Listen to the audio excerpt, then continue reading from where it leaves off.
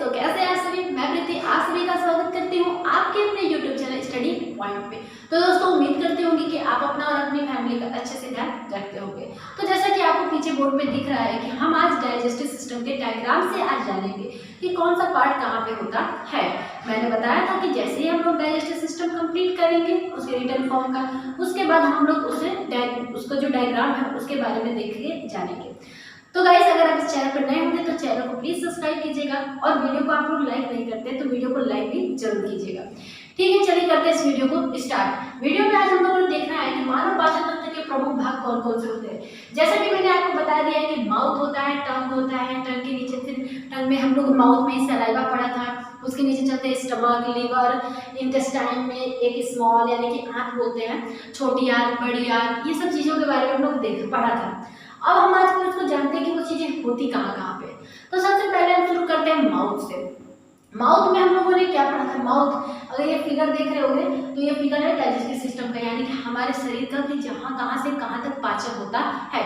पूरे digestive system को alimentary canal के नाम से भी जानते हैं ना, एलिमेंट्री कैनाल। ठीक है, सबसे पहले स्टार्ट करते हैं माउथ पार्ट से। ठीक है, किस पार्ट से? माउथ से। माउथ में मैंने आपको बताया था कि क्या क्या होता है। टीथ यानी कि दांत होता है, टंग यानी कि जीभ होता है, और सलाइवा यानी कि तीन चीजों के बारे में हम लोगों ने जाना था। सबसे पहले मैं बात कर दूं कि दांत, तो दांत में तो हम लोगों ने दो प्रकार से देखा था, एक टेम्पररी टीथ देखा था, एक परमानेंट टीथ देखा था ना। टेम्पररी टीथ और परमानेंट टीथ। टेम्पररी को ही मिल्क टीथ के नाम से भी जानते हैं। मिल्क टीथ की संख्या कितनी होती है? 20 होती है। परमानेंट टीथ की संख्या कितनी होती है? 32 होती है। तो उसके बाद हम बात करते हैं किसकी? टंग की। हम लोगों ने देखा था कि हमारी जीभ जो थी वो कई प्रकार के स्वाद का अनुभव कराती है, हमको बताती है कि कहाँ पे क्या चीज स्वाद होता है। आई होप कि आप लोगों ने वो वीडियो सारी देखी होगी। अगर नहीं देखी होगी तो वीडियो देख लीजिएगा, क्योंकि मैंने उसमें बहुत अच्छे से आपको समझाया है, समझाने की कोशिश की है। और बहुत से स्टूडेंट जिन्होंने भी देखा है, जो भी स्टूडेंट ने देखा होगा वो समझ में जरूर आया होगा। ठीक है, तो जिन्होंने नहीं देखा वो जाकर देख लें। ठीक है, हम बात करने वाले हैं, ये क्या लिखा गया है, सबलिंगुअल, सबमैक्सिलरी और पैरेटॉइड। ये है सैलिवरी ग्लैंड के टाइप। हमारे माउथ में सैलिवरी ग्लैंड के 3 टाइप होते हैं, है ना, यानी कि जोड़ी में होते हैं, पेयर में होते हैं। सबसे पहला पैरेटॉइड। पैरेटॉइड जो होता है हमारे कान के पास होता है कुछ इधर, इसलिए इसको मैंने पीछे साइड बनाया, तो ये है पैरेटॉइड सैलिवरी ग्लैंड। दूसरा क्या होता है? सबलिंगुअल। क्या होता है? सबलिंगुअल। सबलिंगुअल मैंने बताया था कि हमारे जीभ के नीचे, जीभ के नीचे सबलिंगुअल यहाँ पर है, आपको दिख रहा होगा। जीभ है, ये टंग है, देखिए टंग है, टंग के नीचे। सब मैक्सिलरी जो होता है हमारे जबड़ों में होती है। कहाँ पे होती है? जबड़े, जहाँ हमारे जबड़े है ना वहाँ पे सब मैक्सिलरी होती है। अब सुनिए, मैंने ये आपको बताया था कि सबसे लार्जेस्ट सैलिवरी ग्लैंड कौन सी होती है।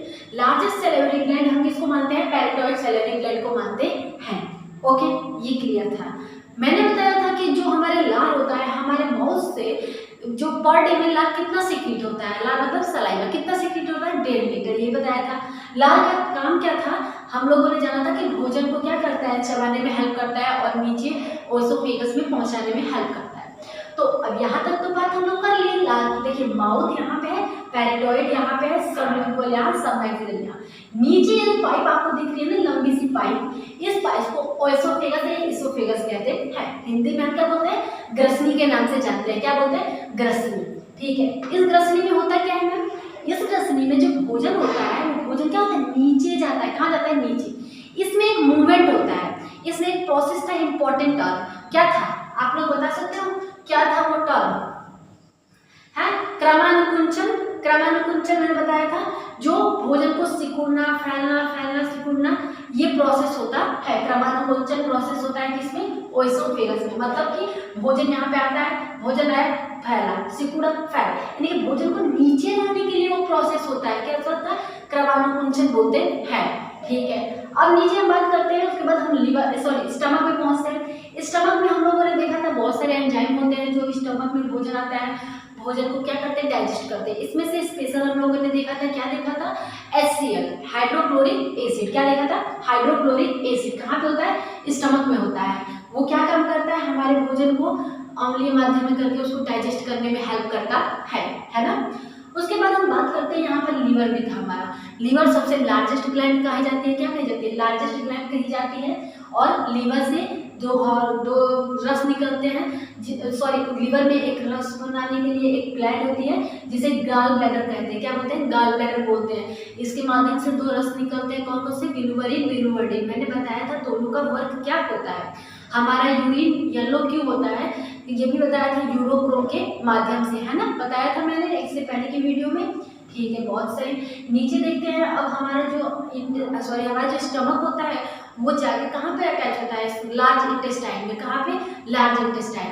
ये जो आपको साइड में दिख रहा है ना, ये जो चीजें आपको दिख रही है ये लार्ज इंटेस्टाइन है। क्या है? लार्ज इंटेस्टाइन कही जाती है। ये देखिए, ये जो लंबी लंबी इधर से साइड में आ रही है ना यहाँ तक, ये लार्ज है। और जो इसके बीच में आपको स्ट्रक्चर दिख रहा होगा ना, बीच में स्ट्रक्चर, वो है स्मॉल इंटेस्टाइन, है ना।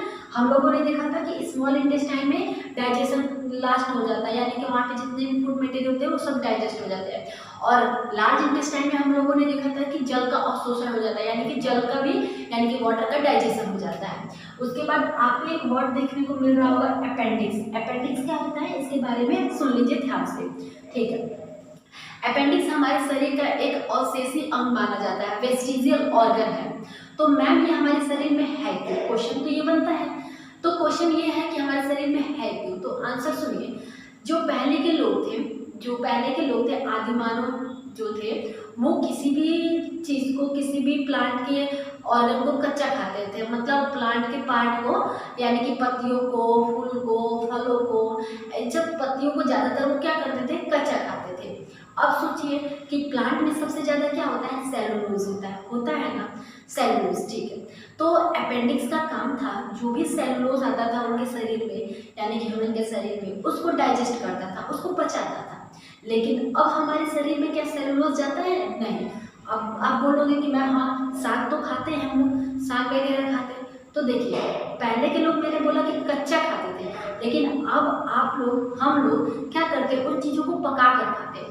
पकाने से क्या होता है? सेलुलोज क्या हो जाता है? पूर्ण रूप से डाइजेस्ट हो जाता है, यानी कि वो गल जाता है। तो वो हमारे शरीर में जाएगा नहीं। तो जब वो जाएगा नहीं तो अपेंडिक्स पचाएगा किसको? उसका काम ही है सेलुलोज को पचाना, तो नहीं करता है। तो अपेंडिक्स जो होता है अवशेषी अंग माना जाता है। कभी कभी अपेंडिक्स में, बहुत से लोगों को आपने सुना होगा कि अपेंडिक्स में दर्द होता है। अपेंडिक्स में दर्द होने का रीज़न क्या होता है? जब आपको वॉशरूम या टॉयलेट जाना होता है, लैट्रिन वगैरह, तो आपको मतलब आपको जाना है, लेकिन आप जाते नहीं, बहुत देर के बाद जाते हो।